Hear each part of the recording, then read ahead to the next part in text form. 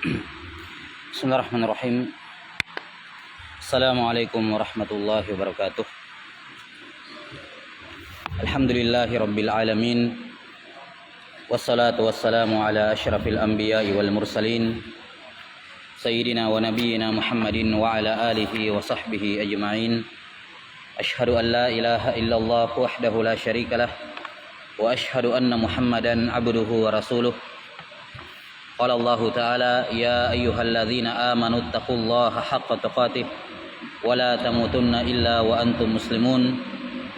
Wa qala ta'ala, ya ayyuhalladzina amanu taqullaha wa qulu qawlan sadida yuslih lakum a'malakum wa yaghfir lakum dhunubakum wa man yuti'illaha wa rasulahu faqad faza fawzan 'azima. Allahumma la ilma lana illa ma 'allamtana innaka antal alimul hakim. Amma ba'd. Alhamdulillah, kembali kita lanjutkan penjelasan terhadap kitab Riyadhis Shalihin karya Imam An-Nawawi rahimahullahu taala yang wafat tahun 676 Hijriah. Sekarang masuk pada bab yang ke-27, babu ta'zimi hurumatil muslimin wa bayani huquqihim wasyafaqati alaihim wa rahmatihim. Bab penghormatan terhadap hal-hal yang menjadi kehormatan kaum muslimin, pengagungan dan penghormatan terhadap kaum muslimin serta penjelasan mengenai hak-hak kaum muslimin serta wajibnya menyayangi dan mengasihi kaum muslimin. Ya, ini bab yang ke-27 dibawakan oleh Imam An-Nawawi setelah bab yang ke-26 sebelumnya, yaitu haramnya menzolimi sesama manusia dan kewajiban untuk mengembalikan apa saja yang kita zolimi dari orang lain. Di bab ini beliau rahimahullah mempertegas apa yang disebutkan dalam bab sebelumnya, yakni wajibnya menghormati kaum muslimin. Penjelasan apa-apa saja hak seorang muslim dari muslim yang lain. Kalau di bab sebelumnya itu berlaku umum untuk semua manusia, muslim maupun kafir. Wajib atau haram menzalimi manusia baik dia muslim maupun kafir. Adapun di bab ini dijelaskan secara lebih khusus hak-hak antar sesama muslim, bahwa muslim yang satu dengan muslim yang lain wajib untuk saling menghormati, wajib untuk saling menunaikan hak dan kewajiban mereka satu sama lain, dan wajib bagi sesama kaum muslimin untuk saling menyayangi, saling merahmati di antara mereka. Bab ini dibuka oleh Imam An-Nawawi rahimahullah dengan 3 atau 4 ayat. Yang pertama dalam surah Al-Hajj ayat 30, Allah Taala berfirman, kata beliau di sini, qala Allah Taala, wa man yu'azzim hurumatillahi fahuwa khairul lahu 'inda rabbih. Dan barang siapa yang menghormati dan mengagungkan hal-hal yang terhormat di sisi Allah Subhanahu wa taala, maka itu lebih baik bagi dirinya di sisi Tuhannya. Di sini Allah Subhanahu wa taala menyebutkan kebaikan, bahwa termasuk kebaikan di sisi Allah, bahkan ini merupakan salah satu kebaikan yang terbesar di sisi Allah Subhanahu wa taala adalah ketika seorang muslim menghormati dan mengagungkan apa-apa yang terhormat di sisi Allah. Apa-apa yang terhormat di sisi Allah? Oh, ada banyak. Semua hurumatillah, semua hal-hal yang Allah hormati, yang Allah Subhanahu wa taala berikan kewajiban kepada setiap muslim untuk menghormatinya, maka muslim wajib menghormati hal tersebut. Nah, di antara hurumatillah, hal-hal yang Allah Ta'ala jadikan terhormat dalam Islam adalah sesama kaum muslimin. Nyawa mereka, darah mereka, harta mereka, kehormatan mereka. Ini semua merupakan hurumatillah. Bahwa hal-hal termasuk di antara hal yang Allah Ta'ala hormati, yang Allah Ta'ala jadikan terhormat di sisi, ya, yang Allah Ta'ala jadikan terhormat maksud saya, ya di dunia ini adalah nyawa, harta, kehormatan dan darah seorang muslim. Ya, dan Allah Ta'ala mengatakan siapa saja yang mengagungkan, menghormati hal-hal yang Allah Ta'ala jadikan terhormat, maka itu lebih baik baginya di sisi Allah Subhanahu wa Ta'ala. Ini dalam surah Al-Hajj ayat 30.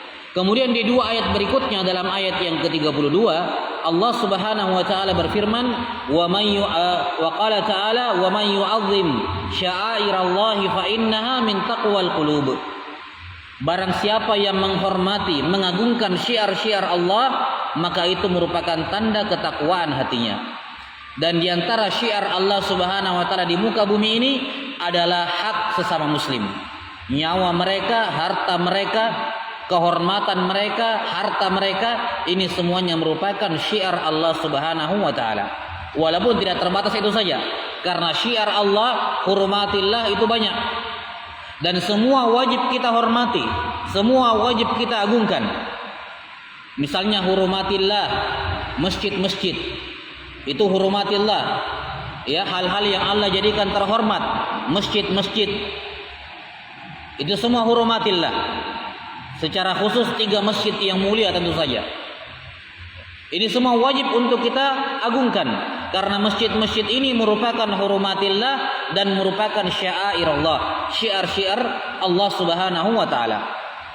Apalagi misalnya ada waktu-waktu yang terhormat dalam Islam, ada bulan-bulan haram, ada bulan Ramadan. Ini bagian dari hurumatillah dan itu juga merupakan syiar-syiar Allah. Kita wajib mengagungkan dan menghormatinya. Iya, apalagi yang hurmatillah, para malaikat, para nabi, orang-orang soleh, ya wali-wali Allah Subhanahu wa taala, mereka semua ini termasuk hurmatillah, termasuk syiar-syiar Allah taala yang wajib kita hormati, wajib kita muliakan. Iya. Dan ini semua merupakan tanda ketakwaan seorang hamba ketika dia menghormati, memuliakan syiar-syiar Allah, apa-apa yang Allah Ta'ala jadikan terhormat di muka bumi ini. Dan salah satu syiar dan hurumatillah yang terbesar di muka bumi ini adalah apa? Adalah nyawa, ya, harta dan juga apa? Kehormatan seorang muslim. Makanya telah berlalu beliau mengatakan, ya, kehormatannya Mekah ditambah dengan kehormatannya Arafah, ditambah dengan kehormatannya apa? Bulan Zulhijjah, itu setara dengan kehormatannya seorang muslim, setara dengan harta seorang muslim. Maka sebagaimana Arafah, sebagaimana bulan Zulhijjah, sebagaimana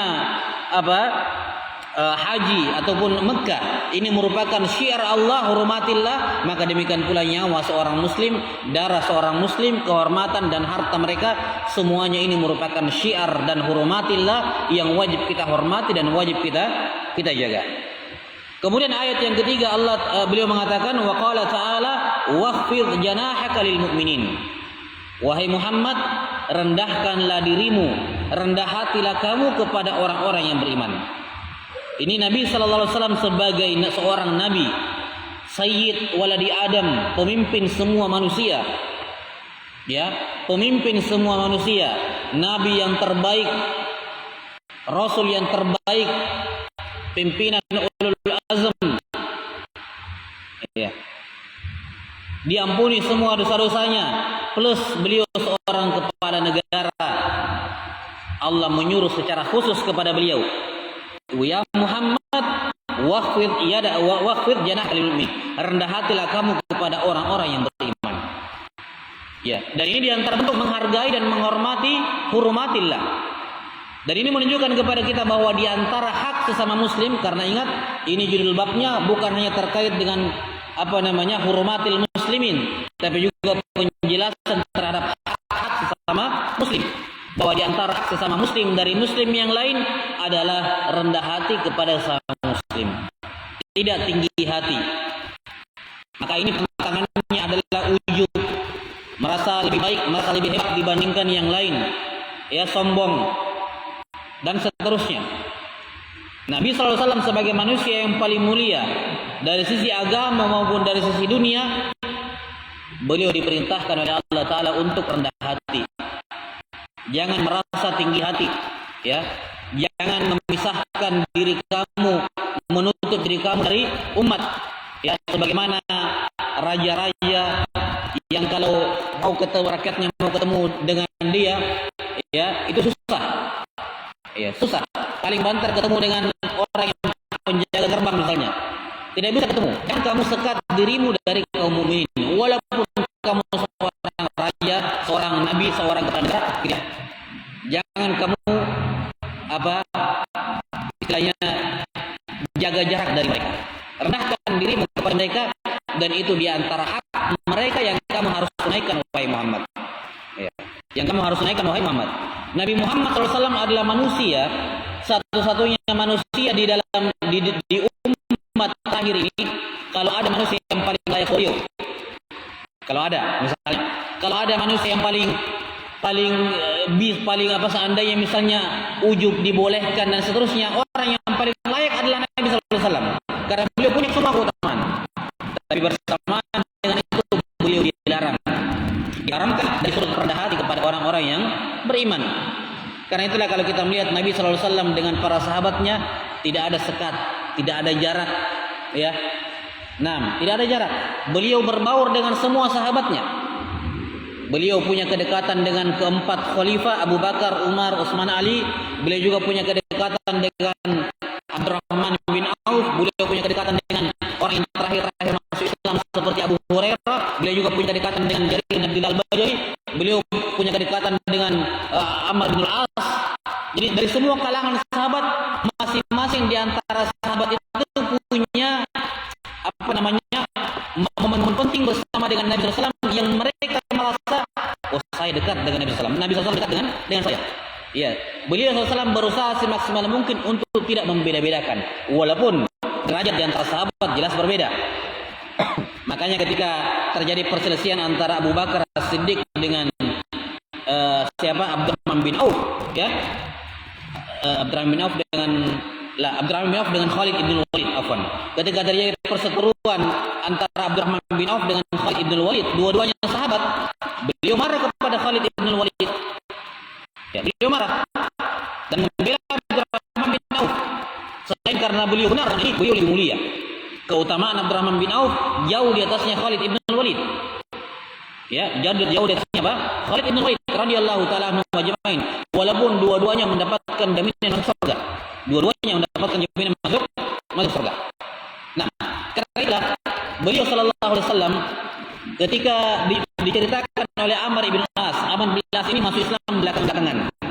Ya, ayahnya Abdullah bin Amr bin As, bapaknya Amr bin As. Ketika masuk Islam, misalnya sudah pernah kita sebut, ya, dia mengatakan, ya Muhammad, saya mau masuk Islam, tapi dengan syarat Allah ampuni semua dosa-dosa saya yang telah berlalu. Kamu terima enggak syarat saya? Kata Nabi SAW, iya. Ya, tidak kamu tahu bahwa Islam menghapuskan semua dosa sebelumnya. Akhirnya dia masuk Islam. Sejak saat itu Nabi SAW dekat dengannya, dan dia dekat dengan Nabi SAW. Sampai saking adanya chemistry antara beliau dengan Nabi sallallahu alaihi wasallam, Amr ibn al-As berani bertanya, mengatakan, ya Rasulullah, yang mana yang lebih baik, lebih kamu cintai, saya atau Abu Bakar? Bisa muncul pertanyaan seperti karena bisa pada beliau orang Islam.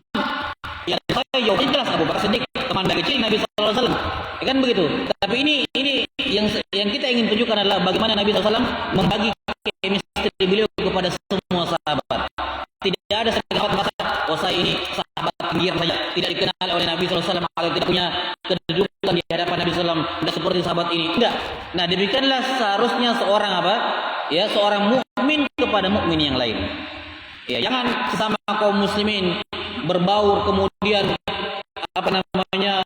berkelompok-kelompok, ya, bikin geng-geng, kubu-kubuan. Ini semua hal yang merupakan hal yang mudarat, dan cepat atau lambat ini memicu perseteruan. Karena kapan kamu memisahkan dirimu dari keumuman kaum muslimin, membuat geng kelompok sendiri, cepat atau lambat itu akan menjadi wadah setan, pintu masuk setan untuk memisahkan kamu dari dari keumuman kaum mukminin. Iya, dan itu menunjukkan sedikit atau banyak, kamu berpikir saya beda dengan yang lain, kami beda dengan yang lain. Nah, itu membuka pintu-pintu yang seharusnya segera harus untuk ditutup. Nah, maka lihat bagaimana Allah menyuruh Nabi Muhammad SAW untuk rendah hati kepada semua kaum mukminin.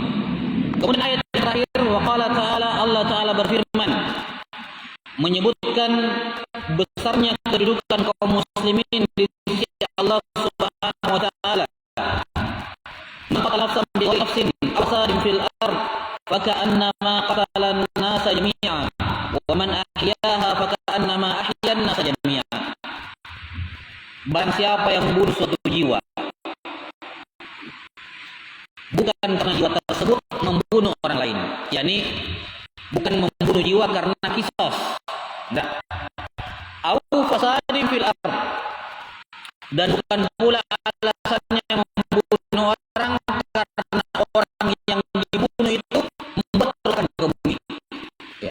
Ini menunjukkan dua di antara beberapa sebab dalam Islam orang bisa dijatuhi hukuman mati. Yang pertama kisos, dia membunuh orang lain yang sekufu dengannya dalam hal agama. Yang kedua, karena dia melakukan pengerusakan di muka bumi ini. Karena itulah hukuman bagi penyihir adalah dihukum mati dalam Islam. Karena penyihir ini merusak. Ya. Penyihir ini apa? Merusak. Ya. Demikian pula yang soil. Soil itu orang yang al-bughat. Jadi pasukan kaum separatis misalnya, atau pasukan bersenjata yang menghalangi manusia di tengah jalan untuk merampas harta dan membunuh. Ini juga hukumannya adalah dihukum mati. Tentu saja oleh pemerintah. Maka kata Allah, siapa yang membunuh orang lain bukan karena orang lain itu membunuh nyawa, ya, bukan pula karena orang itu melakukan kerusakan di muka bumi ini, maka seakan-akan dia telah membunuh semua manusia. Dan siapa yang melindungi satu nyawa, maka seakan-akan dia melindungi semua manusia. Ini firman Allah Subhanahu wa taala, wa sadaqallah. Di sini dalam kalimat ini tidak ada dalam ayat ini tidak mengandung makna hiperbolik, yakni terlalu besar-besarkan. Masa iya membunuh satu nyawa seperti membunuh semua nyawa? Masa iya melindungi satu nyawa sama seperti melindungi semua nyawa? Ini kayaknya terlalu agak di hiperbolik istilahnya, terlalu dibesar-besarkan. Enggak. Ini firman Allah Subhanahu wa taala, tidak ada majas, tidak ada metafor dalam di sini. Yakni Islam menetapkan siapa saja yang membunuh satu nyawa tanpa alasan yang dibenarkan, maka seakan-akan dia membunuh semua nyawa. Kenapa? Karena kalau dia melakukan hal tersebut, dia menghalalkan membunuh satu nyawa, maka apa yang bisa menghentikan dia untuk melakukannya kepada orang yang lain, kepada orang yang lain. Dan sebaliknya, kalau dia melindungi satu nyawa, menyelamatkan nyawa satu orang, bagaimanapun caranya diselamatkan nyawanya, maka dia bagaikan menghidupkan semua nyawa. Misalnya ada orang butuh darah, dia donor, ya, ini antara bentuk menghidupkan nyawa. Ya, membantu orang kecelakaan, yang kalau dibantu segera bisa meninggal. Ini diantara bentuk menghidupkan satu nyawa. Maka siapa yang menghidupkan satu nyawa, menjaga satu nyawa, maka seakan-akan dia menjaga nyawa seluruh manusia. Dan perhatikan di sini Allah akan mengatakan siapa yang membunuh satu jiwa, nafsan, enggak dikatakan tidak dikatakan muslim tok. Tidak dikatakan siapa yang membunuh muslim, tapi dikatakan siapa yang membunuh jiwa, siapa yang membunuh satu jiwa. Ini menunjukkan bahwasanya jiwa manusia dalam Islam itu betul-betul sangat terjaga, apalagi nyawa seorang muslim. Nah, ini 4 ayat menjadi pembuka bab ini oleh Imam Nawawi rahimahullahu taala. Selanjutnya masuk kepada hadis yang pertama. Kata beliau rahimahullahu taala, wa an Abi Musa radhiyallahu anhu annahu qala Rasulullah sallallahu alaihi wasallam, al mu'minu lil mu'mini kal bunyan yashuddu ba'dahu ba'dha wa shabbaka baina asabihi, muttafaqun alaih. Dari hadis dalam riwayat Bukhari riwayat Muslim dari Sa'ad Abu Musa Al-Asy'ari, Abdullah bin Qais radhiyallahu anhu. Beliau berkata, Rasulullah sallallahu alaihi wasallam bersabda, mukmin yang satu dengan mukmin yang lain bagaikan bangunan, saling menguatkan satu sama lain. Kemudian beliau mentasybih jari-jarinya. Ya, tasbih sepertinya. Ya. Bahwa mukmin yang satu dengan mukmin yang lain itu bagaikan bangunan saling menguatkan satu sama lain. Seperti ini. Nah, hadis ini menunjukkan kepada kita wajibnya seorang muslim untuk menguatkan muslim yang lain. Ya, mendukung muslim yang lain. Selama hal tersebut merupakan kebaikan, maka orang muslim wajib untuk menyokong, mendukung ya muslim yang lain dalam hal-hal yang baik. Dan demikianlah seorang muslim mukmin yang satu dengan mukmin yang lain ketika sama-sama berjalan dalam jalan kebaikan, yang ada adalah bekerjasama, saling memuji, saling mendukung, saling menyokong, bukan kemudian saling menjatuhkan, ya, berkompetisi yang tidak sehat. Karena kalau mereka betul-betul ikhlas lillahi ta'ala dan mereka betul-betul berjalan di jalan kebenaran walaupun dengan media, dengan sarana yang berbeda, maka seharusnya mereka tahu bahwa sarana media ini hanyalah jalan, ujungnya adalah Allah Subhanahu wa taala. Maka selayaknya mereka saling menguatkan satu sama lain, bukan saling melemahkan, bukan saling melemahkan. Nah, ini perintah dari Allah Subhanahu wa taala kepada setiap mukmin untuk saling menguatkan mukmin yang lain. Dan di sini juga terdapat isyarat bahwa mukmin satu dengan mukmin yang lain harus saling membela satu sama lain selama pembelaan tersebut dalam perkara yang benar. Selama pembelaan tersebut dalam perkara yang benar. Dan seperti ini, ya tentu saja seperti yang ada di zaman sekarang. Bagaimana saudara kita di Palestina? Ya, maka bukan mukmin orang yang tidak memberikan dukungan kepada mereka. Bukan mukmin yang sempurna orang yang tidak memberikan dukungan kepada mereka. Dukungan apapun bentuknya, selama tidak ada pelanggaran pada dukungan tersebut, maka mukmin ya di negara manapun merupakan saudara bagi mukmin yang lain di negara manapun. Mereka wajib saling menguatkan satu sama lain. Allah Subhanahu wa taala berfirman, wa in istansarukum fid dini fa'alaikumun nasr. Mereka minta bantuan kepada kalian dalam perkara agama, fa'alaikum, maka wajib atas kalian untuk memberikan pertolongan dengan pertolongan apapun yang kalian inginkan. Tidak boleh kemudian muslim berpangku tangan mengatakan ini bukan urusan saya, itu negara lain, ini dan seterusnya. Ya, yang penting kita di sini aman, yang di luar sana terjadi ya biarkan saja. Ini bukan sikap mukmin yang baik. Bahkan ini orang imannya tidak sempurna ketika dia tidak punya sedikit pun beban pikiran melihat saudaranya sama muslim di Palestina atau di negeri-negeri yang lain ditindas, dizolimi, ya, dibunuh dan seterusnya, tidak terbersit sedikit pun kekhawatiran atau kesedihan ataupun beban moral di dalam hati mereka melihat kejadian seperti itu. Saya ini merupakan tanda lemahnya keimanan. Karena mukmin yang sempurna saling menguatkan dan membela satu sama lain bagaimanapun bentuk pembelaan tersebut. Ini dalam skala yang luas, demikian pula dalam skala yang kecil. Kalau kita mendengar saudara kita dibicarakan, digibah oleh orang lain, tidak peduli. Kita tidak peduli itu yang dia ngomongkan benar atau tidak. Itu adalah wajib untuk kita bela saudara kita. Enggak, dia tidak seperti itu. Ini keharusan. Terserah itu benar atau tidak, saya tidak punya urusan. Urusan saya adalah ada saudara saya dibicarai, digibahi, saya harus membela. Itu bentuk pembelaan kepada muslim.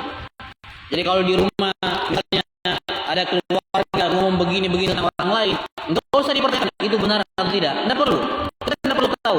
Langsung di-cut, dipotong. Katakan itu tidak benar. Ya, kamu salah. Kamu salah. Dan saya peduli yang mana yang benar.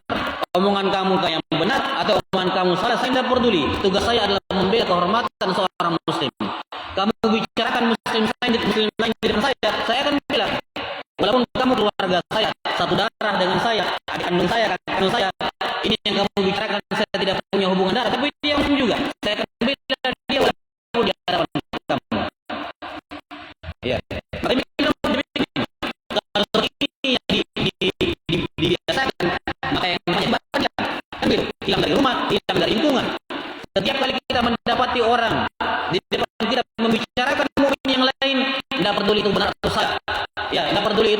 saya atau bukan, urusan saya adalah kamu bicarai saudara saya di depan saya harus membela. Ya, terlepas itu benar atau salah itu urusan saya. Dan ini adalah perkara yang ya kita kan kalau benar tetap salah, ya kalau salah itu bohong, kan begitu. Maka saya dapat dengan itu banyak. Kamu bicarakan orang di depan saya, walaupun kamu keluarga dekat saya, yang orang yang kamu bicarakan saya tidak punya hubungan kerabat dengan dia, tapi dia Muslim, saya wajib membela dia dari kamu, dari mulut. Inilah bentuk pembelaan seorang Muslim, saling menguatkan satu sama lain. Ya, maka ini hal yang harus dibina sejak kecil, dibina segera mungkin. Ini mungkin. Iya, seorang harus membiasakan dirinya. Ya, jangan menjadikan kehormatan saudaranya sebagai bahan candaan. Jangan menjadikan kehormatan saudaranya sebagai bahan obrolan. Ya, dia harus melatih dirinya. Kapanpun ada orang di depannya membicarakan saudaranya yang Muslim, dia akan membela. Ya, bukan karena saya dekat dengan orang yang kamu bicarakan, tidak, tapi karena dia seorang Muslim. Dan saya tidak akan membiarkan ada Muslim dibagi dicela orang lain, walaupun Muslim sendiri, walaupun oleh dekat saya sendiri. Ya. Inilah bentuk penguatan Muslim yang satu dengan Muslim yang lain. Al-mu'minu lil mu'mini kal bunyan yashuddu ba'dahu ba'dha. Mukmin satu dengan mukmin yang lain bagikan bangunan, saling menguatkan satu sama lain. Dan di sini Nabi SAW memberikan perumpamaan yang sangat tepat sekali dengan memperumpamakan bangunan. Bagaimana kalau ada satu bata yang diambil satu satu bolong yang mengarah kepada diambil lagi bata yang lain, diambil lagi bata yang lain. Lama-lama kemudiannya. Ya. Maka Allah mengatakan bangunan keimanan, setiap bata-bata dari bangunan dari rumah, batanya, semennya, pondasinya harus dijaga. Ya, bagaimana caranya? Dan Muslim, setiap individu Muslim bagaikan batu-bata di bangunan tersebut. Kita harus jaga, jangan sampai ada yang ambil. Lihat bagaimana perumpamaan Nabi SAW memperumpamakan Islam, ukhuwah imaniyah sebagai suatu bangunan, dan setiap individu Muslim adalah batu-batanya yang wajib untuk dijaga. Ya, wajib untuk dilindungi satu sama lain untuk menjaga ukhuwah imaniyah ini.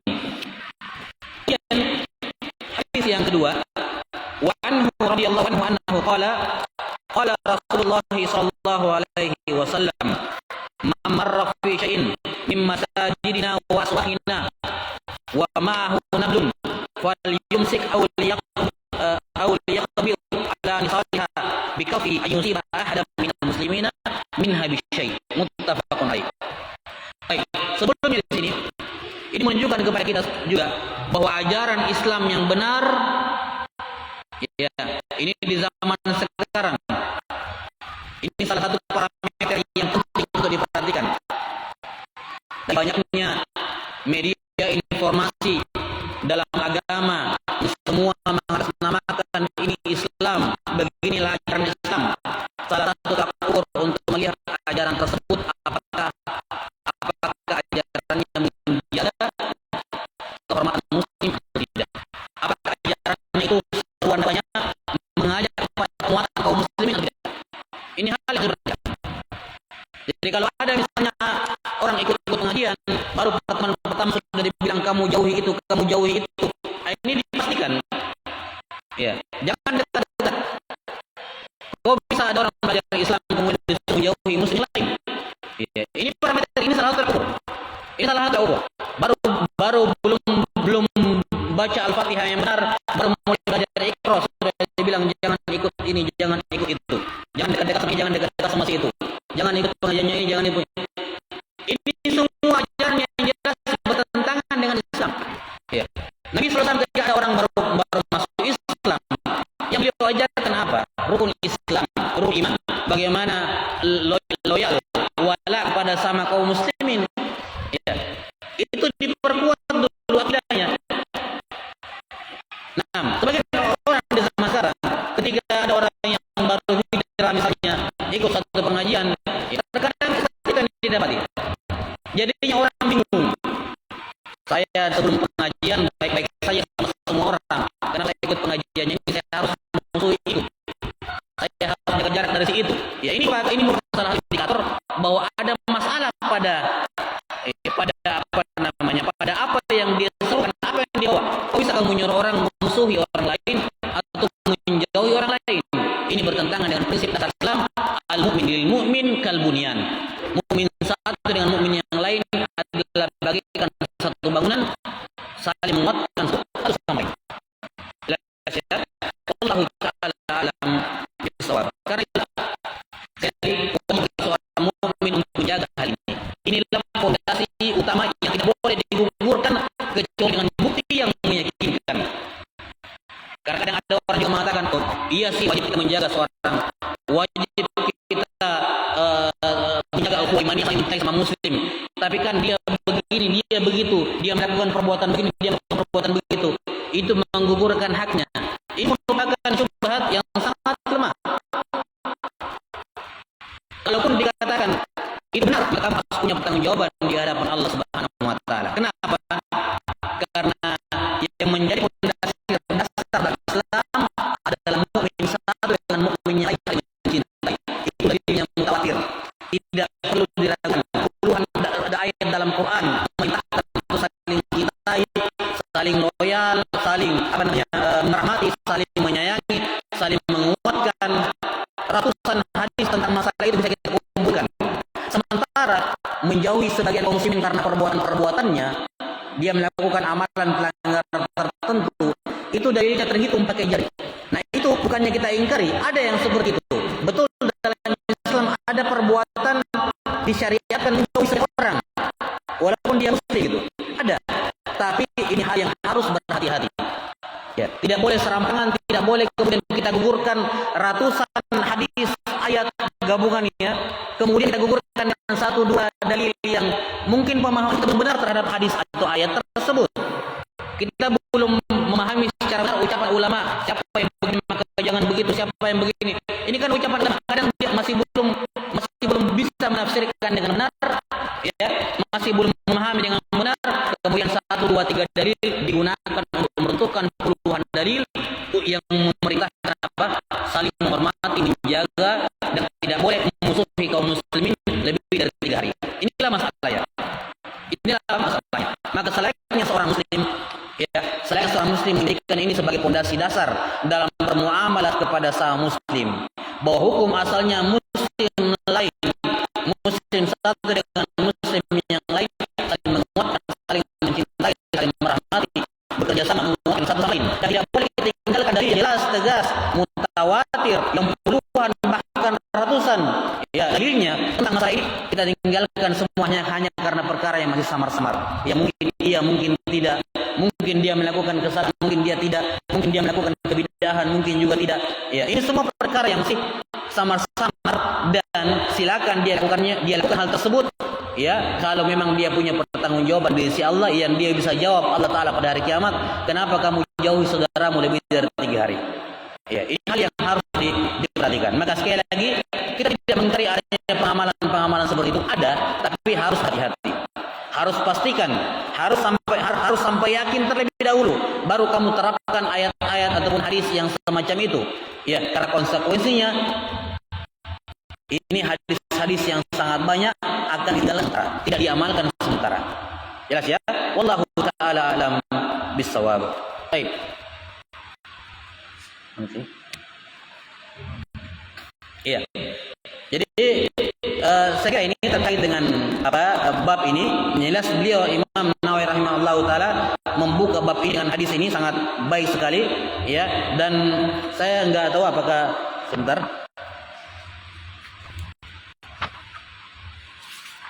ada hadis yang semisal dengannya, ya, akan dibawakan nanti pada hadis yang ketiga, ya, dari hadis An-Nu'man bin Bashir radhiyallahu taala juga menjelaskan secara detail bagaimana hubungan muslim dengan muslim lain. Yang jelas inilah yang wajib ditarkiz, dijadikan sebagai pondasi muamalah muslim, apalagi di zaman-zaman belakangan yang penuh dengan yang banyak sekali perpecahan, banyak perselisihan, ya.